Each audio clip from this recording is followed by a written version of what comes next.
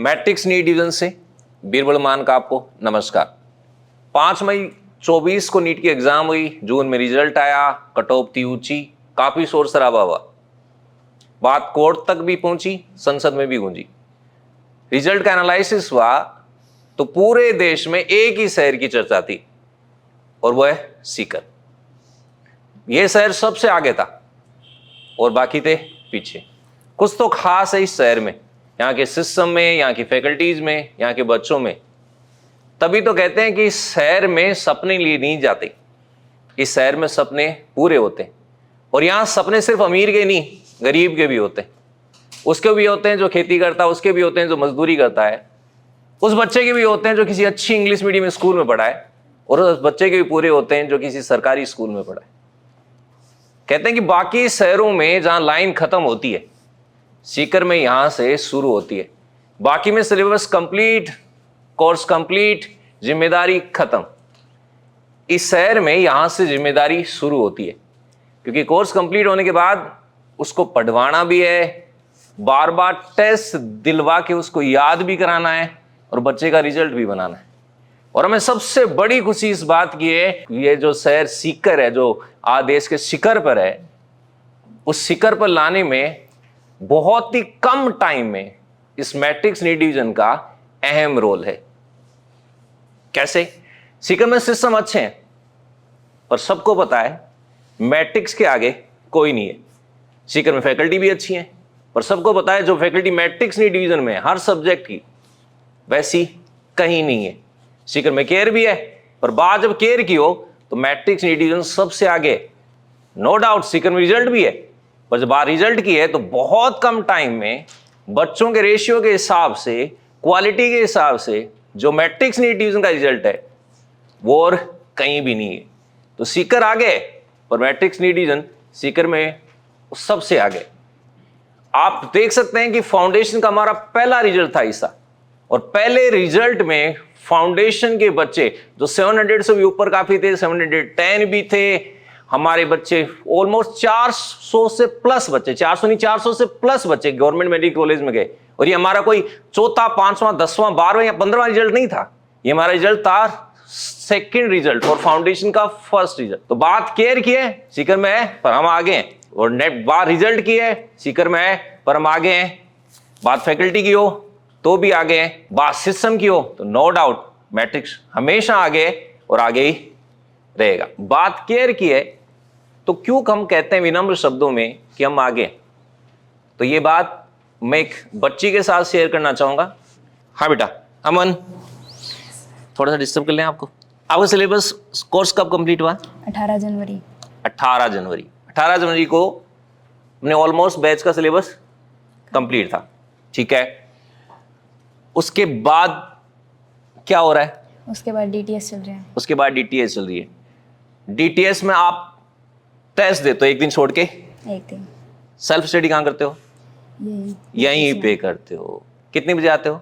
6:30। 6:30 बजे। जाते कितने बजे हो? 12:30। 12:30 बजे। उसके बाद खाना खाते हैं। खाना खा के आते हो, वापस 2:30 बजे। 2:30 बजे आते हो। जाते कब हो? 8:30 बजे। 8:30 बजे। तो 18 जनवरी को अपना सिलेबस कंप्लीट हुआ रिपीटर्स का। उसके बाद टेस्ट सीरीज चल रही है एक दिन छोड़ के एक दिन। सिर्फ यही जिम्मेदारी नहीं है, जिम्मेदारी ये भी है कि वो सिलेबस कंप्लीट हुआ, कोर्स कंप्लीट हुआ तो हम वो कोर्स बच्चे को यहां पढ़वा भी रहे हैं और बार बार टेस्ट दिलवा के उसको याद भी करा रहे हैं। क्योंकि कोर्स कंप्लीट करना जिम्मेदारी नहीं है, आपसे तो जिम्मेदारी शुरू होती है। उसको पढ़ाना भी है, उसको सिलेबस भी करवाना है, उसको याद भी करवाना है और उसका रिजल्ट भी बनाना है। ऐसा नहीं है कि बाकी इंस्टीट्यूट में, बाकी जगह होता है कि आप कुछ अच्छे बच्चे सिलेक्ट कर लो, देन उस पर काम करो। हमारे पास एक ऐसी हर बच्चे के लिए मैट्रिक्स नीट डिवीजन के दरवाजे खुले होते हैं। हम बच्चे को 2 हेल्पलाइन नंबर दे के रखते हैं कि आप ये हेल्पलाइन नंबर है, किसी भी बच्चे हो, कैसा भी बच्चा हो, कम पढ़ रहा हो, ज्यादा पढ़ रहा हो, कम नंबर आ रहे हो, ज्यादा नंबर आ रहे हो, किसी बच्चे कोई भी दिक्कत हो, एकेडमिक से रिलेटेड कोई भी दिक्कत हो, तो डेफिनेटली उन कॉल नंबर पे, उन नंबर पे वो मैसेज कर सकता है। हमारा उसके पास कॉल जाता है, हम उसको बुलाते हैं, उसकी काउंसलिंग करते हैं, जो भी उसकी प्रॉब्लम है उसको सॉर्ट आउट करते हैं। इसलिए हमारा बच्चा पूरे 3 महीने कॉन्फिडेंस में रहता है, तब जाके ये रिजल्ट बनता है। हमारी केयर का एक इंपॉर्टेंट और बड़ा पार्ट है ये मैटलैब। ये मैटलैब है जो सीकर को मैट्रिक्स नहीं दी। इतनी इनोवेटिव सोच काफी टाइम पहले सीकर में आना, ये काम मैट्रिक्स ही कर सकता है। ये मैटलैब बड़े काम की चीज है। आप सोच रहे होंगे कैसे? वो इसलिए, कई बार क्या ना, अब बच्चे तो बच्चे होते हैं, भगवान तो है नहीं, इंसान है, कई बार गलतियां हो ही जाती हैं, लापरवाही हो ही जाती है। कई बार लापरवाही नहीं होती, बच्चा बीमार हो जाता है, उसके कुछ पूरे सेशन में कुछ टॉपिक वीक रह जाते हैं। जब वो डीटीएस में आता है तो जो उसने पूरे सेशन में किया वो उसकी आंखों के सामने गुजरता है कि कब मैंने टेस्ट दिया था, कब नहीं दिया था, कब मेरा टॉपिक वीक रहा था, कब स्ट्रांग रहा था। तो जब उसको टॉपिक वीक लगते हैं तो उसको कॉन्फिडेंस लूज होने लगता है, और वो यहाँ नहीं होता।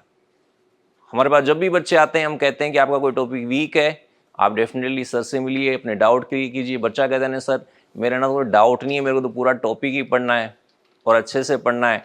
तो उसके लिए बड़ी यूनिक और बड़ी प्यारी चीज़ है ये मैटलैब कि बच्चा आए, जो उसका टॉपिक मिस हो रखा है, जहाँ उसका कॉन्फिडेंस लूज है, जहाँ उसको लगता है कि इस वजह से उसका सिलेक्शन रुक जाएगा, वो यहाँ आकर बैठे, उस पूरे टॉपिक को पढ़े, सारी उसी तरीके से पढ़े जैसे क्लास में पढ़ता है। तो कुछ बात अपन इस बच्चे से शेयर कर लेते हैं। क्या पढ़ रहे हो बेटा? कॉकरोच। कॉकरोच पढ़ रहे हो। अभी डीटीएस के ड्यूरेशन में जब कोर्स कंप्लीट हुआ तो आप कॉकरोच कैसे पढ़ रहे हो? सर उस टाइम मैं बीमार हो गया था, क्लास अटेंड नहीं की थी उस टाइम। बीमार हो गए थे, क्लास अटेंड नहीं की थी। अब आप पढ़ रहे हो, कॉन्फिडेंस आ रहा है? Yes sir. गुड। फिर भी मान लो इसमें कोई डाउट रहा तो सर से पूछ लो। सर से पूछ। ऑलमोस्ट कॉन्फिडेंस आ रहा है, फिर भी कोई डाउट रहा तो सर से पूछ सर से पूछ। तो ये बड़े, क्योंकि इस समय अगर किसी बच्चे को ये लगता ना कि इस टॉपिक में मेरा कॉन्फिडेंस नहीं है, तो एक टॉपिक, दो टॉपिक, 5 टॉपिक, 60 टॉपिक उसकी पूरे रिजल्ट की बैंड बजा सकते। इसलिए इसमें कॉन्फिडेंस बने रहना जरूरी है, और उसके लिए हम हर पल हर कदम पे अपने बच्चे के साथ हैं। वो किसी भी जरिए, चाहे वो सेल्फ स्टडी के जरिए हो, चाहे मैटलैब के जरिए हो, उस तक उसकी हर प्रॉब्लम का सोल्यूशन। और उसके बाद फिर भी कोई डाउट रहते हैं तो हमारी फैकल्टी एवरी टाइम अवेलेबल है। सेल्फ स्टडी रूम में बच्चे रहते हैं, मैटलैब में बच्चे रहते हैं, उनको तुरंत डाउट आया, कोई डाउट आया तो हमारे डाउट काउंटर पे हमारी फैकल्टी, चाहे जूनियर हो, चाहे सीनियर हो, चाहे एफटीपी के लोग हो, सब लोग इस टाइम अवेलेबल रहते हैं। आप जाइए, डाउट पूछिए, सारी उनकी प्रॉब्लम सॉर्ट आउट होती। मैट्रिक्स नीट डिवीजन की सक्सेस में मैं जो सबसे बड़ा रोल मानता हूँ वो है कि हमारी जो टीम है वो स्टेबल है, मजबूत है, सब सक्षम है। आप देख सकते हैं कि सिलेबस कंप्लीट होने के बाद भी, कोर्स कंप्लीट होने के बाद भी हम बच्चों के साथ सुबह से लेकर शाम तक लगे हुए हैं। ऐसा नहीं है कि यहाँ एफटी वाले लोग या जिन लोगों ने पढ़ाया नहीं वो लोग हैं। जितने भी लोग हमारे बच्चों के लिए अवेलेबल हैं वो लोग हैं जो पूरे साल भी इन बच्चों को पढ़ाते हैं। वो सिलेबस कंप्लीट होने के बाद भी, कोर्स कंप्लीट होने के बाद भी वैसे ही बच्चों के साथ सुबह से लेकर शाम तक लगे रहते हैं। बच्चे की पढ़ाई से रिगार्डिंग कोई डाउट हो, टॉपिक से रिलेटेड डाउट हो, उनके एकेडमिक्स में कोई प्रॉब्लम हो, कहीं भी कोई दिक्कत हो, हमारी मजबूत और स्टेबल टीम उनके लिए हमेशा तैयार। एक इम्पोर्टेंट पार्ट और भी है कि नीट में बच्चा अच्छा फील करे, कॉन्फिडेंट फील करे, उसके लिए प्रॉपर टेस्ट सीरीज डिज़ाइन होनी चाहिए। उसमें पूरा सिलेबस कवर होना चाहिए, एक सिलेबस, सारे टॉपिक ज़्यादा से ज़्यादा बार रिवाइज होने चाहिए, पेपर एनसीईआरटी बेस्ड होना चाहिए, टॉपिक का ऑलमोस्ट कंटेंट कवर होना चाहिए, जिससे बच्चा इतना कॉन्फिडेंट होके जाए तो नीट में जब बैठे तो उसे लगे ही नहीं कि उस नया करा है, उसे लगे जैसे मैं एक पेपर दे रहा हूँ, वही पेपर जो मैं देता आया। अंत में मैं उन सभी वेल विशर्स का धन्यवाद भी देना चाहूँगा जिन्होंने मैट्रिक्स नीट डिवीजन की इस यात्रा में भरपूर साथ दिया। आपने हम पे भरोसा किया और हमने भी उसको पूरा करने की कोशिश की।